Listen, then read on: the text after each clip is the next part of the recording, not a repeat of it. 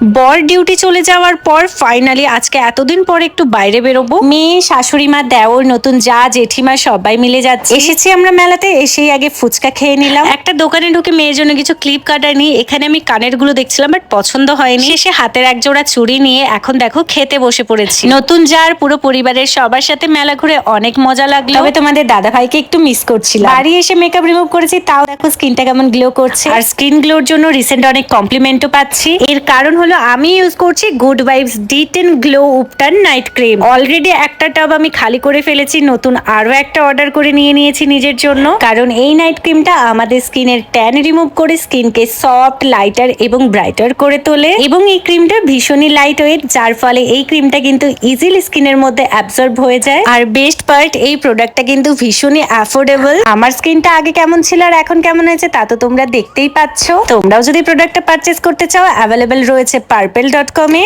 এছাড়াও ভিউ প্রোডাক্টে ট্যাগ করে দিয়েছি। বাই।